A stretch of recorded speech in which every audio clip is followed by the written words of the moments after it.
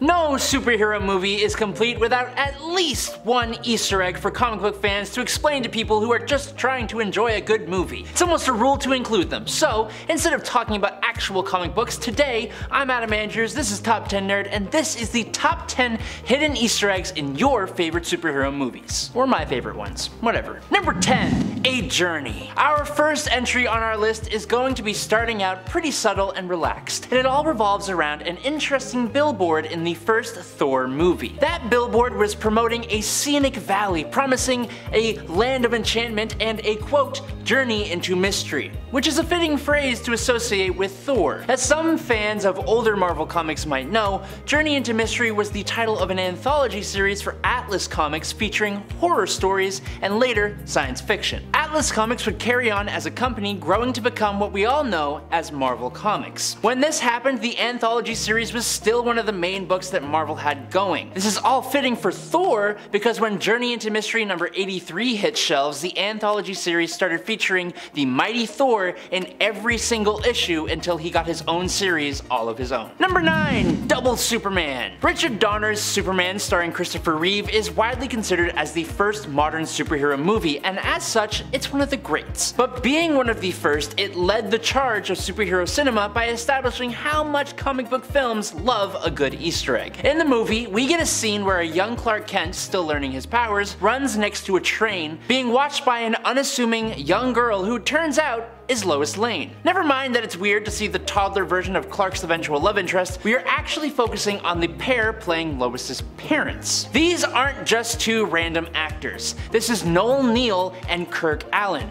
the original Lois and Clark from the 1940s and 50s Superman serials. It's fairly common these days to have the actors who played a role previously show up in a superhero movie or TV show in an incredibly not subtle way where the camera holds on them waiting for the audience to applause. But it's cool to know it's been a tradition to include Easter eggs like this for almost as long as superhero movies have existed, and that it wasn't always so obvious. Number 8. Sign language. In 2021's Eternals movie, deaf actress Lauren Ridloff played the deaf Eternal speedster known as Makkari. With both the actress and her character being a part of the deaf community, sign language was incorporated into Eternals, and I think pretty much everyone loved that. A cool little detail is that each of the Eternals has a unique name sign from Makkari, but two of the signs in particular are actually signs the actress uses in real life. In an interview with Fandango, Lauren explained this. The actress's husband, Douglas Ridloff, was the sign language consultant for the movie, and he worked with the actors to incorporate aspects of the character's personality into the name signs. The sign for Kingo reflected his shooting of energy from his hands, but also ended up being the same name sign used by the Ridloffs in real life for one of their children. The sign used to represent Makkari, made close to her ear, reflected the character's love of earrings, but it was also the name sign used for Douglas Ridloff himself in real life, making some of the sign language used in the movie just a touch more personal. Number 7. The second Batmobile. When you think of the Dark Knight movie and the many awesome gadgets that Batman utilizes during the film, it's hard to not consistently think of the Tumbler Batmobile. Ever since this Batmobile's introduction, it has been a fan favorite part of the Christopher Nolan movies because, let's be honest, watching Batman rip through Gotham with it is just extremely satisfying. It is one of the most lasting images of the Dark Knight and showed what kind of crazy stuff that Bruce Wayne had at his disposal as a vigilante. But this was not the only Batmobile that Bruce Wayne had. During the film, Bruce Wayne, as Bruce Wayne and not Batman, is seen driving a luxurious black Lamborghini Murcielago, which I'm pretty sure is how you pronounce that. It's a beautiful car, and it does make sense to see him driving something like it. But this car specifically was chosen as the go-to vehicle for daywalking Bruce,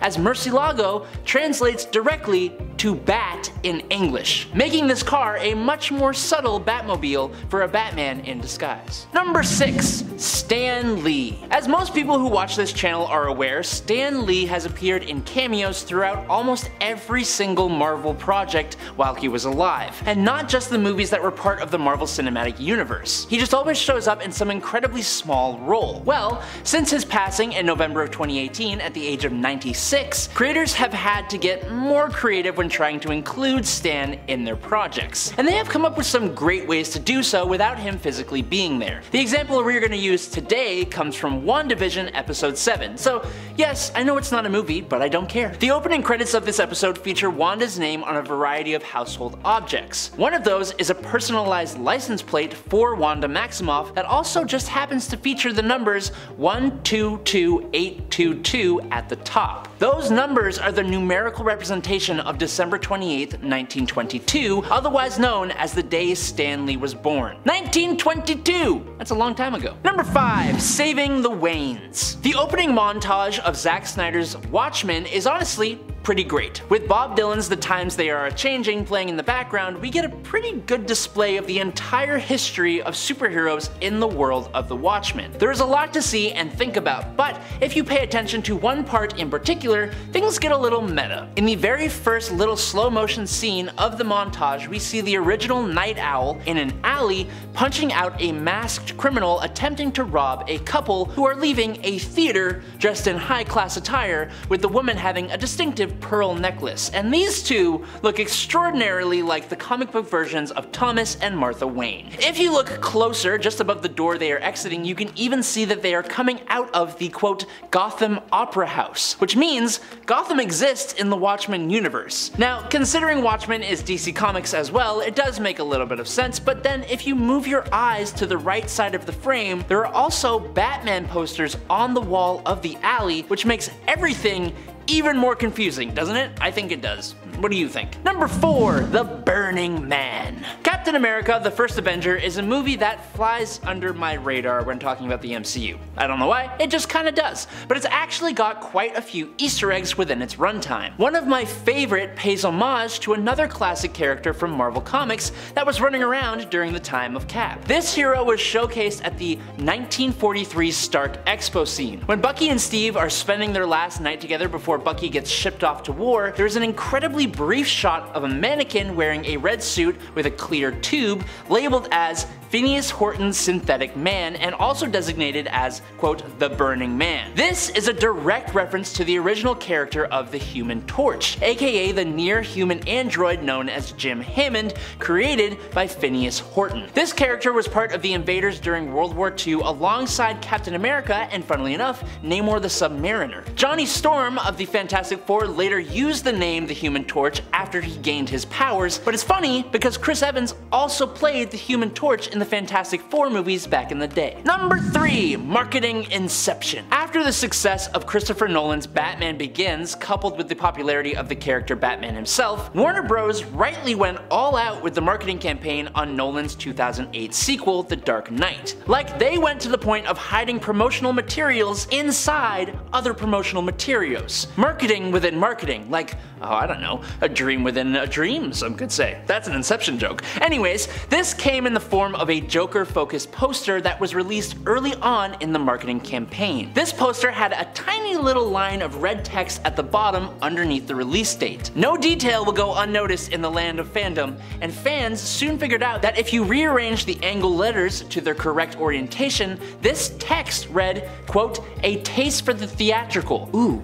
Ah. Now, if you then use that code as a link and went to atasteforthetheatrical.com, you would end up on a Gotham Times classified ad where you could download the theatrical trailer for the movie, getting a little early access that others would have had to wait for. Number 2. Close to the chest. A really good Easter egg is one that both is subtle and significant. One really good one that actually existed in multiple different projects in the MCU highlighted the relationship between Natasha Romanoff, Black Widow, and Clint Barton, Hawkeye. Starting in Captain America: Winter Soldier, Natasha is first shown wearing a necklace charm of an arrow. This necklace is never spoken on or mentioned by any character ever. It just sits there around her neck, seemingly paying homage to one of her closest friends, who happens to be pretty damn nifty with a bow and arrow. But like I said, this appears in multiple projects. Specifically, Natasha's arrow necklace is featured in 2 other MCU films, the Black Widow movie and Avengers Endgame. It was there all the way until the final struggle on Vormir, where Natasha sacrifices herself to save half the life in the universe. And finally, in at number 1, it's Cesar Romero. Cesar Romero was the original live-action Joker way back in the 1960s Batman series. In that series, Romero's Joker made his very first appearance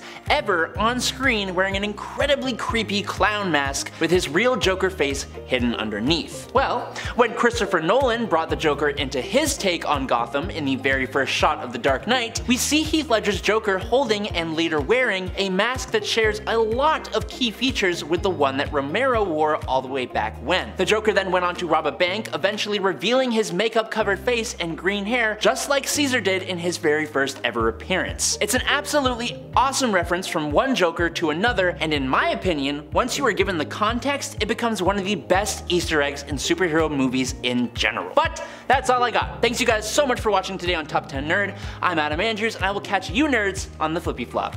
Peace out.